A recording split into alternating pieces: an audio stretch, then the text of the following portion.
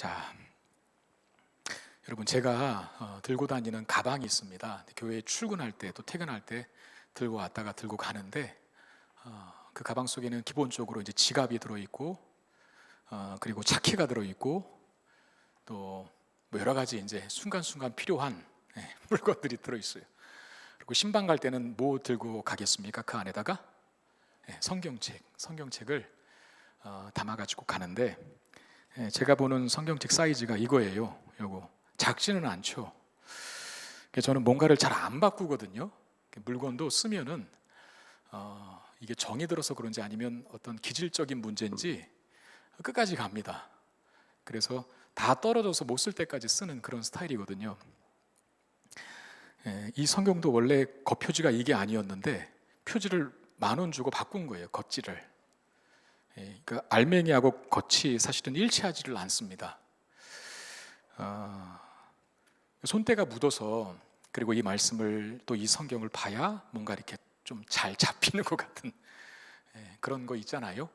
그래서 이 성경책을 커도 들고 다니는데, 그래서 가방을 원래는 지금 들고 다니는 가방보다 조금 작은 사이즈였는데 이 성경책을 넣다 보니까 가방이 찌그러지더라고요. 자크가 잠기긴 잠기는데 억지로 잠기는 것이죠. 그래서 가방을 큰 거를 하나, 좀 큰 거를, 이 성경책이 무난히 들어갈 수 있는 큰 가방을 하나 사서 들고 다니는데 그 가방의 브랜드는 샘소나이트입니다. 여러분, 샘소나이트가 삼손이라는 거 아세요? 샘소나이트 브랜드 들고 다니는 사람 있나요? 별로 안 좋은 브랜드인가요, 이게? 그 샘소나이트라고 하는 브랜드 있잖아요, 가방 브랜드. 그게 이제 창업자가 그런 뜻을 가지고 그 이름을 줬다 그래요. 삼손처럼 가장 견고하고 튼튼한 가방을 만들려는 의도에서 그 창업자가 고안해낸 이름이 샘소나이트라고 하는 브랜드가 되었답니다. 자, 오늘 본문에 이 삼손 이야기가 시작이 되는데, 삼손은 여러분 꼭 교회를 그렇게 오래 다니지 않은 사람 중에도 한 번쯤은 들어봤을 것이고 또 만화나 영화를 통해서 보았을 법한 인물이죠. 생소하고 낯선 인물이 아니라는 거예요. 근데 이제 삼손 하면 우리가 이 샘소나이트라고 하는 브랜드를 만들어내는 그 창업자의 가치처럼 뭔가 이렇게 강하고 또 힘이 세고 그런 사람으로 우리가 알고 있지 않습니까? 그래서 삼손이 힘이 센 사람이었다라고 하는 사실을 우리가 잘 기억하지만, 근데 여러분, 오늘 본문은 그가 하나님의 특별한 부르심 속에 태어난, 오늘 본문에도 그 말이 나왔는데요, 나실인이었다라고 하는 사실을 기억하는 사람 많지 않아요. 그러니까 삼손 하면 힘센 사람이라고 하는 기억은 합니다. 그런데 그가 나실인으로 태어났다는 사실은 잘 몰라요. 근데 여러분, 삼손이 힘이 센 것보다 그가 나신으로 태어났다는 사실을 기억하는 게 훨씬 더 중요한 이유가, 삼손은 자기 힘으로 이스라엘 구원하지는 않습니다. 그건 하나의 도구죠. 삼손은 나실인의 정체성으로 이스라엘을 구원할 자로 부름을 받았어요. 그러니까 나실인으로서 그가 책임 있게 사는 것이 그에게 맡겨진 사명을 감당하는 비결이었는데, 결국은 이제 삼손 이후에도 우리가 보겠지만, 제가 설교할 때 그 정체성을 잃어버렸을 때 삼손의 힘이 아무것도 아닌 것이 되어버리는 그런 일들이 벌어지게 되거든요. 그러니까 이스라엘의 구원이 삼손이 가진 힘이 아니라 삼손이 나신으로서 얼마나 거룩한 정체성을 가지고 살아가느냐에 달려있다는 거죠. 그래서 삼손은 힘이 세다라고 하는 걸 기억하기보다 삼손은 나실인이었다라는 것을 기억하는 게 우리에게 훨씬 더 중요합니다. 이 삼손의 이야기가 오늘 본문인 13장부터 시작이 되는데 17장까지 이어지게 되거든요. 사사기 17장까지 이어지게 되는데, 오늘 본문은 이 삼손의 하나의 출생 과정을 다루고 있어요. 1절은 사사기의 하나의 반복되는 패턴을 이야기하는 곳으로 시작을 하고 있는데, 1절 말씀을 여러분 다시 보시길 바랍니다. 이스라엘 자손이 다시 여호와의 목전에 악을 행하였으므로 여호와께서 그들을 40년 동안 블레셋 사람의 손에 넘겨주신지라 라고 되어 있습니다. 자, 이스라엘 자손이 여호와의 목전에 악을 행하였다라고 하는 말로 시작이 되는데, 근데 이게 여러분 사사기 성경의 하나의 반복되는 패턴 중에 하나의 어구예요.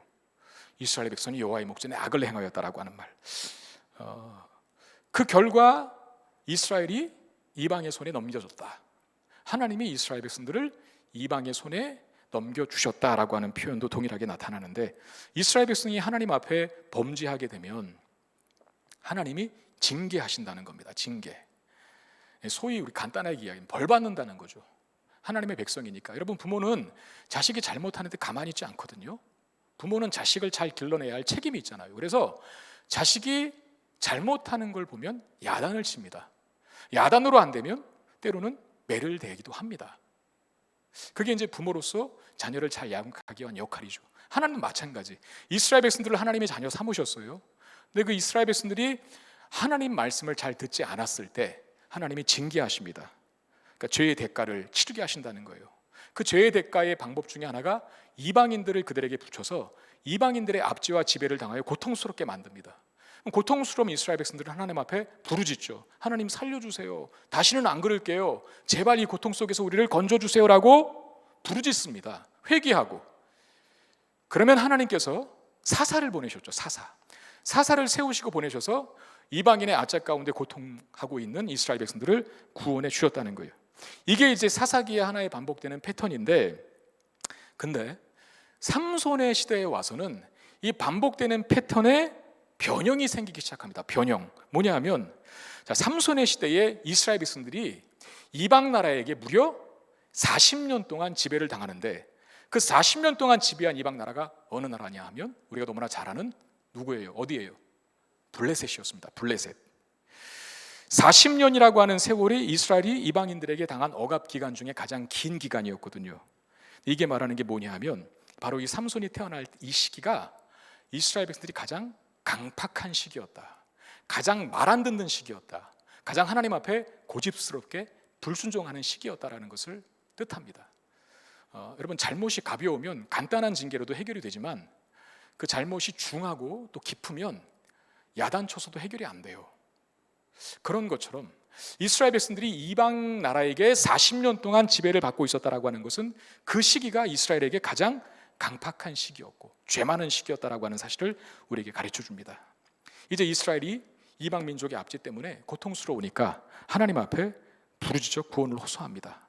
근데 오늘 본문에는 하나님께 부르짖는 모습조차도 찾아볼 수가 없어요. 아까 제가 사사기에 반복되는 패턴 중에 하나가 범죄한 이스라엘이 하나님의 징계를 당하여 고통스러우면 구원해 달라고, 우리를 이 고통에서 건져달라고, 우리가 잘못했다고 하나님 앞에 부르짖었거든요. 그게 하나의 패턴인데, 오늘 이 삼손의 시대의 이스라엘 백성은 그렇게 긴 기간 동안 이방 나라의 압제를 당함에도 불구하고 고통스러웠음에도 불구하고 하나님께 부르짖는 모습이 없어요.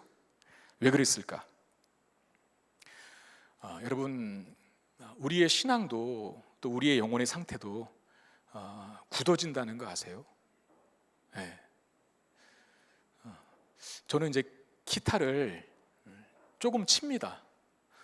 통기타를 잘 치지는 못하는데, 통기타를 배울 때 코드를 잡아야 되잖아요.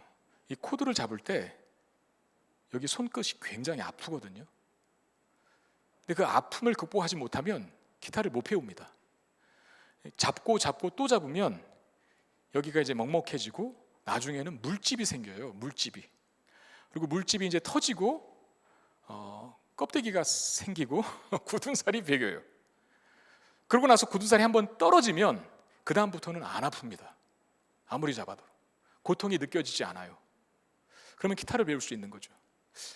제가 이 말을 드리는 이유는 뭐냐면, 우리 영혼도 마찬가지. 우리 강팍함이라는 것이 초반에 하나님 말씀을 듣지 않고 하나님께서 기뻐하시지 않는 일을 할 때 하나님이 징계하면 아파하거든요. 그리고 하나님 앞에 돌아와서 부르짖고 기도하거든요. 근데 이게 점점 굳어지면, 돌이킴의 시기가 계속해서 늦어지만 이게 강팍해져서 웬만한 곳으로는 파내지를 못하는 일이 발생합니다. 그러니까 여러분, 어지간히 굳은 것은 삽이나 호미로도 파낼 수 있지만 그 흙덩어리가 시멘트처럼 딱딱하게 굳어지면 나중에는 포크레인을 동원해야 되거든요. 그러니까 이스라엘 백성이 40년 동안 블레셋의 지배를 받으면서 여호와 하나님 앞에 도움을 구하지 않았던 이유가 그만큼 강팍해졌다는 의미고, 또 다른 측면으로 이야기하면 세상과 거의 같아졌다는 의미입니다. 그러니까 이방 민족의 지배를 받는 것에 대해서 전혀 고통스러워하지 않는 그런 상태까지 가버린 거예요. 예수 믿는 사람들이 때로는 세상에 나가서 범죄하면 마음에 찔리죠. 내가 이러면 안 되는데, 내가 이러면 안 되는, 하나님 앞에 똑바로 살아야 되는데 하면서 회개하다가도 나중에 돌이키지 못하고 그 죄악된 삶을 끊지 못하면 점점 어떻게 되는 줄 아세요? 거기에 물들어요. 거기에 동화돼요. 세상과 내가, 죄와 나의 거룩함이 하나가 되어버리는 이런 일들이 벌어집니다. 지금 이스라엘 상태가 그렇게 되었다는 거예요. 1절이 그 배경을 이야기한 거거든요. 그런 다음에 이제 한 가정에 대한 이야기로 사사기 기자의 관심이 전환이 되는데 2절 말씀에 보면 소라 땅의 단지파의 가족 중에 마누아라 이름하는 자가 있더라. 그의 아내가 임신하지 못하므로 출산하지 못하더니 그랬어요. 자, 단지파 사람인 마누아의 아내 한 사람이 소개가 됩니다. 근데 이들에 대한 소개에서 핵심이 되는 사실은 그 마누아의 아내가 불임, 즉 잉태하지 못하는 여성이었다는 사실입니다. 이 여인의 불임이 여러분 당시의 시대상과도 관련이 있다는 거예요. 우리나라의 그 문제 중에 하나도 자꾸 이제 인구가 감소하는 것 때문에 이제 뭐 정부에서나 또는 정치인들이 많이 머리를 싸매고 있지 않습니까? 어떻게 하면 다시 인구를 증가 추세로 바꿀 것인지, 이게 지금 오래된 과거 때부터 우리나라의 하나의 숙제인데 이게 잘 안 바뀌고 있어요. 그리고 우리나라가 점점 인구가 감소하는 그 지표들 때문에 발생하는 문제 중에 하나가 도시들이 자꾸 이제 소멸된다는 겁니다. 땅덩어리는 있지만 마을은 있지만 동네는 있지만 과거의 동네가 되어버린, 사람은 없는. 수도권에서는 제가 그 이야기를 들은 적이 있는데 여러분, 수도권에서는 연천이 가장 그 인구 소멸 위험성이 높은 지역으로 꼽힌답니다. 그러니까 김포에서 연천이 그렇게 멀지 않거든요. 김포에서 파주가 가깝고 파주에서 연천이 가까워요. 그러니까 남의 이야기가 아니라는 것이죠. 그렇게 소멸되는 도시들의 특징 중에 하나가 뭐냐면 더 이상 아기 울음소리가 들리지 않는다는 겁니다. 더 이상 애들이 노는 소리가 들리지 않는다는 거. 아기 울음소리가 들리지 않는다는 것은 그 마을에, 그 도시에 뭐가 없다는 겁니까? 미래가 없다는 거예요. 희망이 없다는 거예요. 지금 한 여인의 불임 이야기로 서두를 열고 있습니다. 그리고 지금 그 시대가 굉장히 타락한 시대라 그랬어요. 강팍한 시대. 그리고 애를 못 낳는 여인. 이것이 말하는 게 무슨 의미입니까? 지금 이 이스라엘 사회에 희망이 없다, 소망이 없다라는 것을 암시하는 내용들이라는 거예요. 그런데 이런 불임 가정에 여호와의 사자가 나타나서 수태를 고지하는데, 자, 3절 말씀 한번 보시길 바랍니다. 여호와의 사자가 그 여인에게 나타나서, 마노아의 아내죠, 불임인 여인에게 나타나서 그에게 이르시되, 보라, 네가 본래 임신하지 못함으로 출산하지 못하였으나 이제 임신하여 아들을 낳으리니 그랬어요. 네가 출산하지 못하였으나 이제 불임의 시대를 끝내고 이제 임신하여 아들을 낳겠다, 미래를 열겠다라고 하는 여호와의 사자의 선포였습니다. 근데 여러분, 이 수태고지가 마노아라고 하는 한 사람의 개인의 가정에 일어난 경사로만 이해하면 안 됩니다. 왜냐하면 여호와의 사자, 즉 천사가 나타나서 불임 여인에게 수태고지를 한 것은 이제 그 이스라엘 백성의 사회에 암울한 그 상태를 끝내고 미래를 열겠다라고 하는 차원이거든요. 그래서 이 아들을 낳게 됨으로, 이 아이를 낳게 됨으로 이스라엘 사회가 다시 서광이 비추이는, 희망이 비추이는, 즉 이방의 압제를 끝내고 하나님 안에서 자유케 되는 은혜를 경험하게 될 것이다라고 하는 고지와도 같은 거예요. 그러면 그 낳은, 앞으로 낳게 될 아들이 하는 일이 뭘까? 5절 하반절에 보니까 그가 이제 잉태되어서 낳을 아들을 말합니다. 그가 블레셋 사람의 손에서 이스라엘을 구원하기 시작할 것이라 라고 천사가 그렇게 고지를 합니다. 이스라엘을 블레셋의 손에서 구원할 일을 시작할 거다. 그 일을 누가 하냐면 이 불임 부부였던 마노아의 아내에게 나타나 수태를 고지하면서 태어날 아기, 그 아기가 40년 동안 블레셋 땅의 지배를 받았던, 블레셋에 의해서 지배를 받았던 이스라엘 백성들을 블레셋의 손에서 구원하는 일을 하게 될 것이다 라고 예언한 것이죠. 여러분, 이 마노아 부부가 불임 부부지 않습니까? 태문을 열어달라고 하나님 앞에 구하지 않았어요. 아이를 달라고 구하지 않았습니다. 이게 꼭 뭐와 같냐면 이스라엘이 블레셋의 압제 속에 있음에도 불구하고 구원해달라고, 우리를 용서해달라고 구하지 않은 것과 똑같다는 것이죠. 그럼에도 하나님이 먼저 찾아와서 아들을 주시고 그 아들로 인해서 이스라엘을 구원하시겠다라고 약속하세요. 여기서 말하는 게 뭡니까? 여러분, 우리의 구원은 우리의 회개에 대한 결과가 아니라, 대가가 아니라 하나님의 무조건적인 자비와 긍휼로 인한 은혜라고 하는 사실입니다. 믿으십니까? 여러분, 우리가 회개했기 때문에 그 대가로 구원받은 게 아니에요. 에베소서 2장 1절에 보면 그는 허물과 죄로 죽었던 너희를 살리셨도다. 그는 허물과 죄로 죽었던 너희를 살리셨도다라고 되어 있거든요. 죽었던 너희, 그러니까 우리가 예수 믿기 전에 다 가고 영적으로 죽어 있었던 상태라는 겁니다. 죽어 있던 상태가 감각하지 못합니다. 반응하지 못합니다. 우리 영혼이 죽어 있었다는 거예요. 그런데 먼저 하나님께서 찾아오셔서 우리의 죽은 영혼을 살려주셨다는 것이죠. 그러니까 내가 먼저 하나님을 찾았다라고 생각하지 마세요. 내가 믿었고 내가 선택해서 교회에 왔으니 구원을 내가 이룬 것이라고 오해하지 말라는 겁니다. 하나님께서 먼저 찾아봐 주셨어요. 이걸 알아야 한다는 거죠.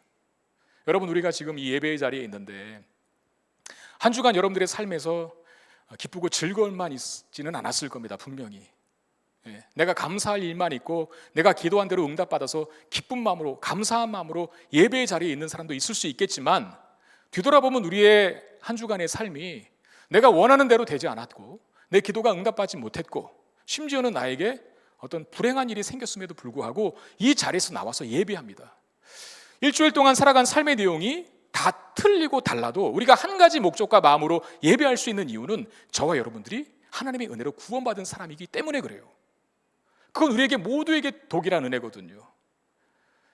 어떤 사람은 기도 응답을 잘 받는 사람이 있고, 어떤 사람은 그렇지 못한 사람이 있고, 어떤 사람은 기쁘고 행복한 일이 있다가 여기 이 자리에 온 사람도 있고, 어떤 사람은 불행하고 슬픈 일을 당하다가 이 자리에 온 사람도 있어요. 그럼에도 불구하고 우리가 하나님 앞에 감사합니다, 찬양합니다, 주님이 위대하십니다라고 예배할 수 있는 공통된 한 가지 목적과 이유는 그거라는 거예요. 나를 먼저 찾아와 주셔서 죽은 영혼을 살아나게 하시사 당신의 자녀 삼아 주셨다라고 하는 이 공통된 하나의 이유가 있기 때문에 그런 은혜를 받은 사람들은 하나님 앞에 예배하고 찬송할 수 있는 것입니다. 그리고 그렇게 함이 마땅하다는 것이죠. 여호와의 사자가 마노아의 아내에게 수태를 고지하면서 요구한 명령이 있습니다.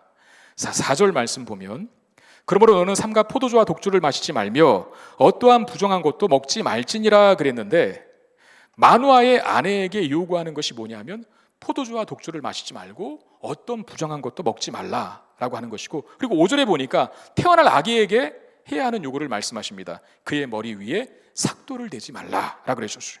그러면서 하는 말이, 이 아이는 태에서 나옴으로부터 하나님께 바쳐진 나실인이 되기 때문이다 라 그래요. 여러분, 나실인으로서 이제 이 삼손이 태어나게 되는데, 구약 성경에 나실인으로 지명된 사람들은 살아가는 삶 속에 반드시 지켜야 할 3가지 법이 있었습니다. 규칙이라 그래야 될까요? 민수기 6장에 그게 나오는데, 이 나실인이 하나님 앞에 바쳐진 자라는 뜻이거든요. 봉헌된 자.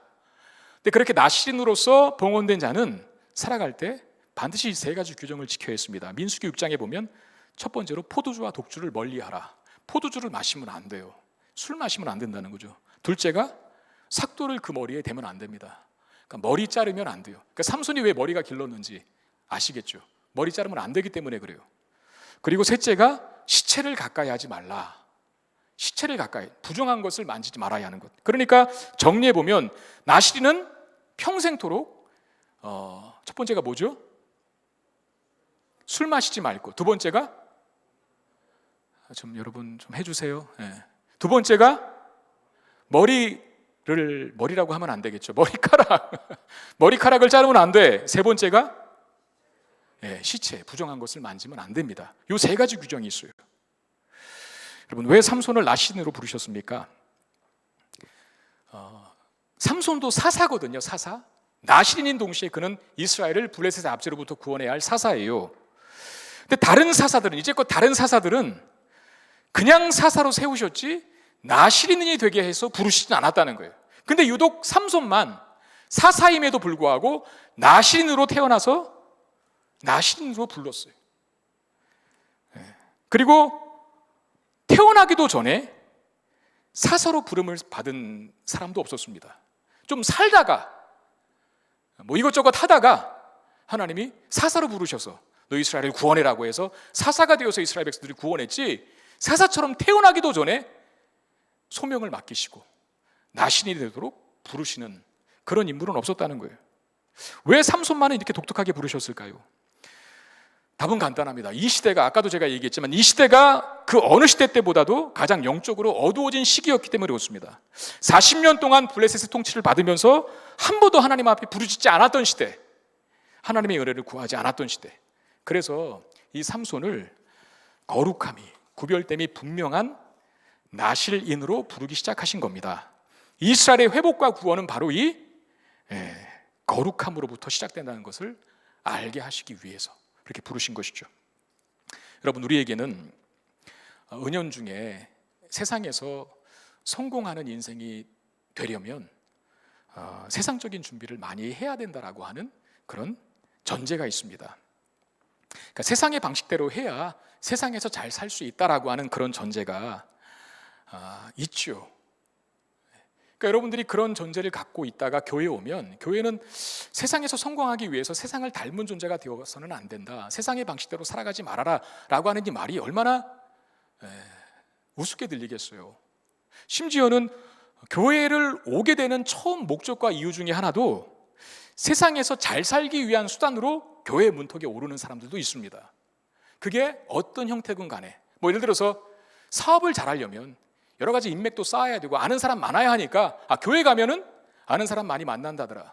그리고 요새 결혼을 못해서 짝을 못 만나서 걱정인데 교회 가면 여자도 많고 남자도 많다더라. 그리고 오는 사람들이 있어요. 특별히 한인 교회들이 그렇잖아요. 해외에 있는 그런 목적뿐만 아니라 뭐 이국 땅에서 이영만리에서 한민족이니까 이런저런 도움도 받고 정보도 얻기 위해서 교회라고 하는 단체에 모인대요. 신앙 때문에 모이는 게 아니라. 그런 목적으로 오는 사람들도 있고, 심지어는 하나님을 믿지만 하나님도 내 인생을 좀 펼쳐지게 만드는, 내 인생을 잘 되게 만드는 하나의 신으로 알고 교회의 문턱을 찾아오는 사람, 넘는 사람들이 있다는 거죠. 여러분, 세상에서 잘 살기 위해서, 잘 되는 사람이 되기 위해서 세상의 방식대로 해야 하는 것이 과연 옳은 것인가? 절대 그렇지 않습니다. 세상에서 성공적이고 승리하는 인생이 되기 위하여 세상의 방식을 선택하는 것이 결코 세상을 잘 사는 것이 아니라는 것이죠. 세상을 잘 살기 위해서 우리가 해야 할 일은 더 많은 세상적인 것들로 무장하는 것이 아니라는 거예요. 그걸 잘 보여주는 대표적인 인물 중에 하나가 다윗입니다. 여러분, 다윗이 이스라엘을 쳐들어온 블레셋의 그 군대에 맞서서, 특별히 골리앗에 맞서서 싸워 이기지 않습니까? 구척 장수라 그러죠. 키가 거의 3m에 육박하는 그 거인 골리앗 장수가 성경이 분명히 그를 잘 묘사해요. 뭐 창은 뭐 같고 방패는 어떻고 그가 쓴 투구가 어떻고 뭐 배틀체 같았다, 뭐 아주 강한 방패를 갖고 있다, 무엇이라도 다 벨 수 있는 검을 갖고 있다라고 세상을 대표하는 골리앗을 그렇게 묘사하거든요. 근데 다윗이 누구도 골리앗 앞에 서지 못할 때 자기가 나간다 그러잖아요. 자기가 싸우겠다고, 나를 보내달라고. 그래 사울 왕이, 이스라엘 초대 왕이었던 사울 왕이 와보라 그래요. 네가 어떻게 저 골리앗을 이길 수 있겠는가? 그냥 너의 용기는 가상하나 반, 목숨이 아까운 것이다라고 돌려보내려고 합니다. 다윗이 그런 얘기를 하죠. 내가 목동 시절에 곰의 입에서 내 양새끼도 건져왔고 사자를 찢겨준 적도 있었습니다. 그러니 나를 보내달라고. 그래서 사울이 다윗의 성화에 못 이겨서 결국은 그를 보내는데 처음에 뭐 입혀준 줄 아세요? 사울의 갑옷, 그 왕의 갑옷을 다윗에게 입히죠. 그리고 왕의 검, 왕의 방패를 쥐어줬을 겁니다. 그런데 다윗이 처음에 입어보더니 어떻게 해요? 벗습니다. 그러면서 표현하는 것이 이거 내게 익숙하지 않습니다. 그래요. 익숙하지 않습니다. 그러면서 저는 제게 익숙한 걸 가지고 나가겠습니다. 그게 뭐냐면 막대기하고 그다음에 뭡니까? 물매. 지금 우리가 생각하는 새총을 생각해서는 안 됩니다. 큰 돌멩이를 이렇게 줄로 감아서 샥 던지면은 큰 돌멩이가 엄청나게 빠른 속도로 달려 나갑니다. 이 던져지는 속도, 마치 투포한 나가는 것처럼 그런 물매랍니다. 저도 잘 보지는 못했지만 그런 설명이 있더라고요. 근데 여러분, 그 다윗이 골리앗 앞에 맞서 가지고 갔던 익숙했던 무기인 막대기와 물매는 왜 익숙했냐면 그거 어디서 썼어요? 목동 시절에 썼기 때문에 그래요. 여러분, 다윗의 영성은, 다윗의 신앙과 깊이, 그 경건은요 다른 데서 생긴 게 아니라 목동 생활할 때 쌓였습니다. 그가 시편 23편을 지은 것도 그중 하나 아니겠습니까? 여호와는 나의 목자시니 내가 부족함이 없으리로다 그랬잖아요. 그러니까 목동 생활 속에서 하나님과의 친밀함과 하나님과의 교통과 교제를 늘 누렸어요. 그러므로 다윗이 가지고 나가려고 하는 막대기와 물매는 하나님의 친밀함, 하나님께 드린 기도, 하나님의 말씀을 상징하는 거였다는 거예요. 그게 다윗에게 익숙한 것이었대요. 세상으로 무장하지 않았다는 거예요. 세상 것으로 중무장하고 있는 골리앗을 넘어뜨리기 위해서 사울은 세상 것으로 다윗을 무장시켜 줬었습니다. 다윗은 익숙하지 않대요. 여러분, 그리스도인은 세상 것에 익숙하면 안 됩니다. 좀 뭔가 우리와는 다른 세계를 논다고 생각하셔야 돼요. 세상 사람들과는 다른. 너무나 세상에 탁월하게, 믿지 않는 사람들과 탁월하게 잘 어울린다면 어울리지 않는 것도 문제일 수 있지만 너무나 그것이 재밌고 즐겁고 유쾌하다면 우리는 스스로에게 한번 질문해 봐야 돼요. 내가 제대로 신앙생활하고 있는 자인지. 좀 익숙하지 않아야 되는 거거든요. 그게 사실은 원래. 우리에게 익숙한 건 뭐예요? 말씀의 자리, 기도의 자리, 예배의 시간이 익숙한 거죠. 우리에게는. 문제가 왔을 때, 어려움이 있을 때 세상 사람들은 돈 생각하고 명예 생각하고 권력 생각하고 친구 생각합니다. 나를 도와줄 부모 생각합니다. 우리는 그거 익숙하지가 않아요. 우리에게 어려움이 왔을 때, 고난이 왔을 때, 시련이 왔을 때 우리에게 익숙한 건 뭐예요? 하나님 앞에 먼저 기도하는 거예요. 목사님과 상담하는 거예요. 어떻게 하면 이 어려움을 극복할 수 있습니까? 그게 우리의 방식이거든요. 이 세상을 살아가는. 마가복음 6장 20절에 보면 세례 요한이라고 하는 사람이 있는데 그 세례 요한이 헤롯 왕에게 고난을 당하는데 사실 이 헤롯 왕이 섣불리 세례 요한을 공격하지를 못합니다. 이렇게 되어 있어요. 마가복음 6장 20절에 헤롯이 요한을 의롭고 거룩한 사람으로 알고 두려워하여 보호하며 또 그의 말을 들을 때에 크게 번민을 하면서도 달갑게 들음이로라 그랬어요. 여러분, 요한이 헤롯 왕이 동생의 아내를 취한 것 때문에 요한이 회개를 선포하고 그의 죄를 막 지적합니다. 권력을 갖고 있는 헤롯 왕이 가만히 있을 리가 없죠. 미운 털인데 세례 요한을 잡아서 옥에 가둡니다. 근데 옥에 가두기까지 사실상 헤롯 왕이 세례 요한을 두려워했대요. 여러분, 왜 왕이 광야에서 약대 털옷 입고 메뚜기 잡아먹고 석청 꿀 따먹고 있는 거지처럼 보이는 사람을 두려워했을까요? 거기 뭐라 그랬어요? 의롭고 거룩한 사람으로 세례 요한을 알았다. 헤롯이. 그리고 그의 말을 들을 때 달갑게 들었대요. 여러분, 자기 죄를 지적하는데 번민을 하면서 달갑게 들었대요. 세례 요한이 도대체 뭐라고? 보이는 행색은 거지처럼 보이는데 왜 그랬었습니까? 세례 요한은 그야말로 의롭고 거룩한 사람이었기 때문에 그 의롭고 거룩한 사람이 갖는 영적인 힘이 있어요. 세상의 권력을 가진 사람이 그래서 두려워하는 겁니다. 그를. 그러면 그 영적인 내공이, 의롭고 거룩함이 어디서 생겼을까? 세례 요한은 그의 평생을 광야에서 보냅니다. 광야가 히브리어로 미드바르라고 하는 단어를 쓰거든요. 마라다라고 하는 다바르라고 하는 단어에서 파생된 단어예요. 광야는 하나님과 말하는 곳이라는 거예요. 하나님과 대화하는 곳이라는 거예요. 하나님과 교제하는 곳이라는 거예요. 광야에 뭐가 있겠습니까? 보이는 건 하나님밖에 없겠죠. 교제의 대상은 하나님밖에 없겠죠. 거기서 영적인 내공이 쌓여요. 그러니 세상 권력을 가지고 있는 헤롯 왕이 세상 권력 아무것도 없는 세례 요한을 의롭고 거룩한 사람으로 알아 두려워합니다. 여러분, 그리스도인들에게는 그리스도인들이 사는 방식이 있습니다. 그게 뭐냐면 하나님의 말씀이고 말씀으로 사는 것이 우리의 거룩함을 유지해 줍니다. 그리고 그 거룩함이 우리의 삶의 능력이 되는 것이죠. 마노아가 수태를 고지한 하나님의 사람에게 이름을 묻습니다. 그러자 이렇게 대답합니다. 18절에 여호와의 사자가 그에게 이르되 어찌하여 내 이름을 묻느냐? 내 이름은 기묘자라 그랬어요. 여기 기묘자라고 하는 말이 기이한 자라고 하는 뜻인데 인간의 이해를 초월한 자라는 뜻입니다. 여러분, 그리스도인들은 세상의 방식을 초월해서 사는 사람들입니다. 삼손을 그렇게 키우라는 거예요. 삼손을 양육하고 키울 때 세상의 방식대로 양육하고 자라나게 하지 말고 내가 기묘자인 것처럼 세상의 이해를 초월한 기이한 말씀의 방식으로 키워라. 나실인으로서 자라간다고 하는 것도 세상과는 동떨어진 것 아닙니까? 포도주도 못 먹고 머리도 못 자르고 부정한 것을, 시체들을 가까이 못하니 기이하게 살아갈 운명을 갖고 태어난 사람이 바로 나실인인 삼손이었다는 거예요. 그런데 문제는, 관건은 그렇게 기이하게 초월적인 방식으로 하나님 말씀의 방식으로 자라나는 삼손이야말로 이스라엘을 지금 고통스럽게 만드는, 블레셋을 물리칠 수 있는 유일한 적임자라는 거예요.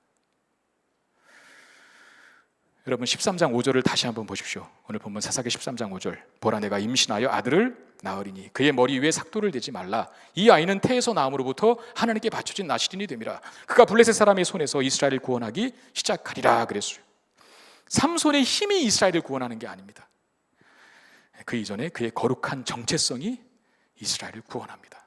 사랑하는 청년들이요, 우리 젊은이들이요, 공부 많이 한다고 해서 잘 사는 게 아닙니다. 좋은 대학 나오고 박사학위 받는다고 해서 잘 사는 게 아니에요. 잘 나가는 남자 만나서 결혼한다고 해서 인생 필 줄 압니까? 그거 아니에요. 삼손이 힘으로 이스라엘을 구원하는 게 아닙니다. 근데 우리는 자꾸 세상적인 힘을 가지려고 해요. 부자 되고 지식 갖고 많이 배우고 학위 받고 이런 게 필요 없다는 건 아닙니다. 그러나 우리가 거룩한 삶을 살 때 그런 것들이 유용한 것이지, 거룩한 삶을 살지도 않으면서 무조건 힘만 추구하면 망합니다. 그 힘 때문에. 우리 보게 될 거예요. 앞으로 삼손이 어떻게 망하는지. 거룩한 정체성은 잊어버리고 힘만 추구하니까 삼손은 동네 북이 됩니다. 어떻게 죽는지 아시죠? 우리가 나중에 볼 거예요. 여러분 기대하시고 이 말씀의 시간들을 좀 사모하셨으면 좋겠어요.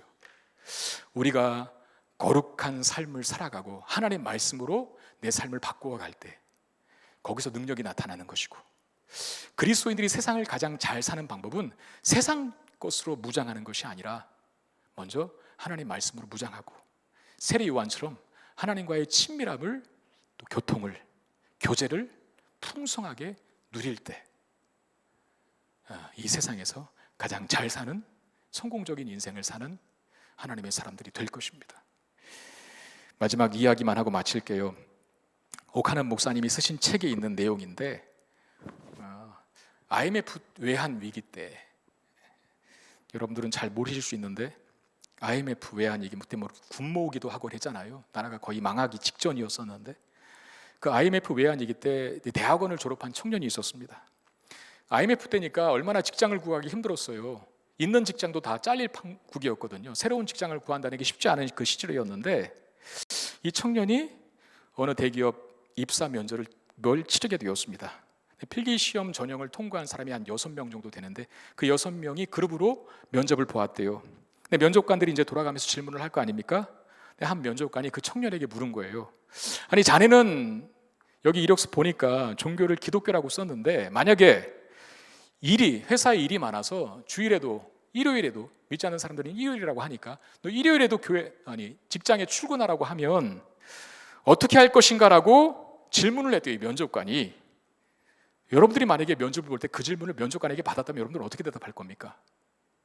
여러분들은 회사에 충성해야죠, 그러실 거예요?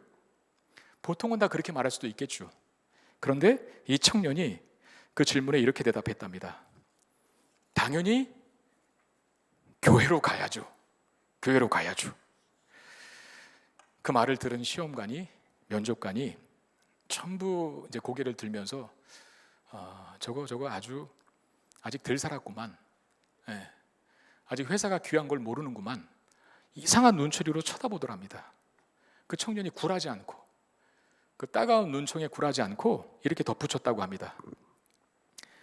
언제라도 신념을 쉽게 배신할 수 있는 사람을 믿어줄 사람은 별로 없을 겁니다. 저는 작은 이익과 타협하지 않고 제가 옳다고 믿는 바를 지키겠습니다. 제가 믿는 하나님께 충성하듯 회사를 위해서도 신실하게 충성할 겁니다. 그 후 2명을 뽑았다나? 6명 중 그 2명 중에 1명이 되었어요. 우리에게 왜 능력이 나타나지 않을까? 우리는 왜 삶에 휘둘릴까? 우리는 왜 직장 생활도 늘 그렇게 그만하게 할까? 간단하게 할까? 여러분, 우리에게 생명도 능력도 부흥도 없는 이유가 우리 각자가 너무 세상을 많이 닮아 있기 때문은 아닐까요? 나시린의 정체성을 잃어버렸기 때문은 아닐까요?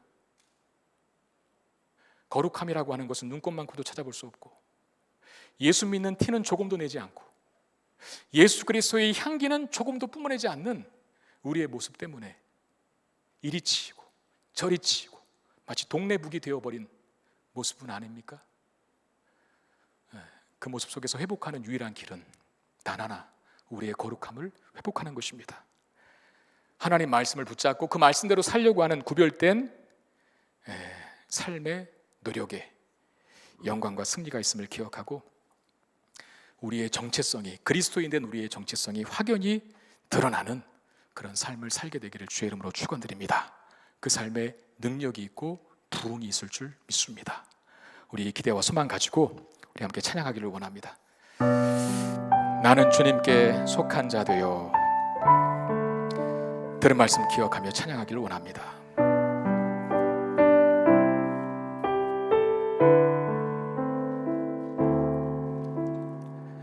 이 땅에 내 삶이 비록 버겁더라도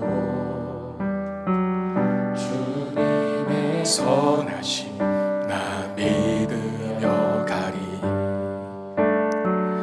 이 작은 자통에 주가 이루어 가시니 감사로 사는 삶 나 살기 원하네.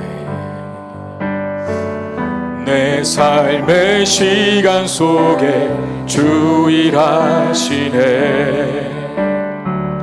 내 모든 여정 속에 함께 하시네. 깊고도 크신 주의 영광을 나보리라. 위대하신 주,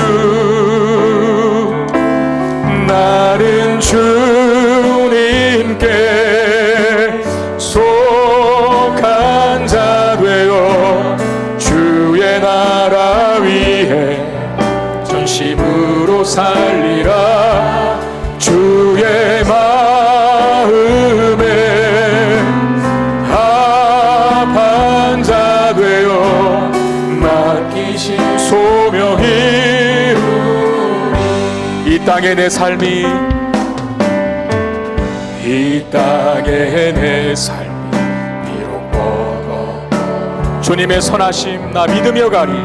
주님의 선하심 나 믿으며 이 작은 자통에, 이 작은 자통에 주가 이루어 가시니 감사로 사는 삶 나 살기 원하네. 내 삶의 시간 속에, 내 삶의 시간 속에 주 일하시네. 내 모든 여정 속에 함께 하시네. 깊고도 크신 주의 영광을 나보리라. 위대하신 주, 나는 주님께 속한 자 되어 주의 나라 위 진심으로 살리라. 주의 마음에 합한 자 되어 맡기신 소명이, 나는 주님께 속한 자 되어, 나는 주님께 속한 자 되어 주의 나라 위해 전심으로 살리라. 주의 마음에 합한 자 되어 맡기신, 다시 한번 찬양합시다. 나는 주님께 속한 자 되어, 나는 주님께 속한 자 되어 주의 나라 위해 전심으로 살리라. 주의 마음에 합한 자 되어 맡기신 소명이,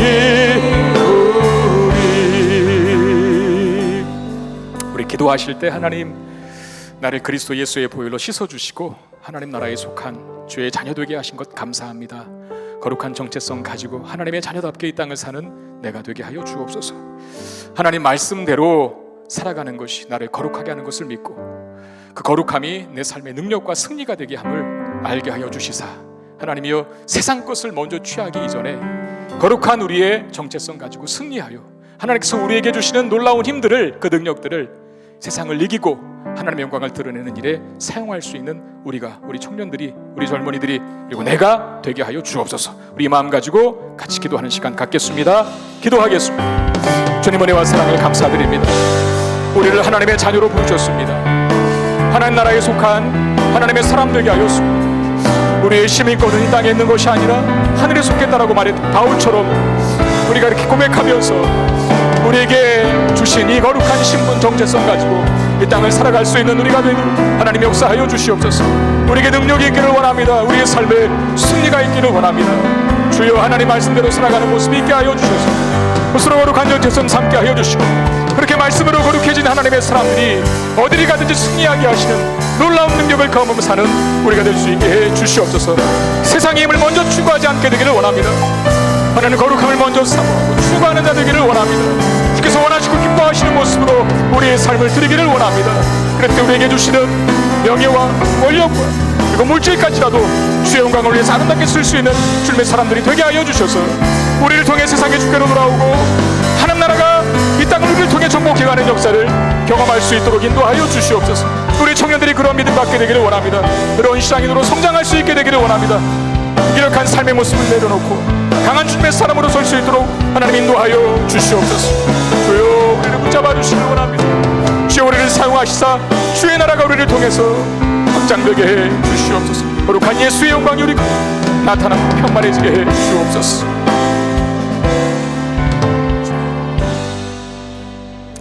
하나님, 우리를 하나님의 자녀로 부르셨습니다. 우린 더 이상 이 땅에 속한 자들이 아니라 하늘의 시민권을 가진 자라고 하나님 말씀이 우리의 정체성에 대해서 확인시켜 주셨습니다. 하나님의 자녀답게 이 땅을 사는 우리가 되게 해 주시옵소서. 믿지 않는 세상 사람들처럼 세상의 힘을 추구하기 위해서 골몰하고 있는 자들이 아니라 우리를 하나님의 자녀로 부르신 그 정체성을 기억하여서 말씀으로 우리의 거룩함을 세워나가 우리에게 주시는 수많은 이 땅의 자원들도 하나님의 영광을 위해 사용할 줄 아는 그런 우리가 되게 해 주시옵소서. 세상 앞에 주눅들어하는 자가 아니라, 두려워하는 자가 아니라 그 세상을 우리에게 주신 영적인 무기 가지고 거룩함의 능력 가지고 정복해가며 하나님 나라를 확장해가며 살아갈 수 있는 귀한 우리 사랑하는 청년들, 믿음의 백성들 다 되게 해 주시옵소서. 귀한 예물을 하나님 앞에 드립니다. 주님 받으시고 주의 나라와 영광을 위해서 사용되게 하시고 우리 청년의 때에 그 모든 필요를 채우시되 저들의 앞길을 하나님 예비하시고 끝까지 인도하여 주시옵소서. 우리 주 예수 그리스도의 이름으로 간절히 축복하며 기도드리옵나이다. 아멘.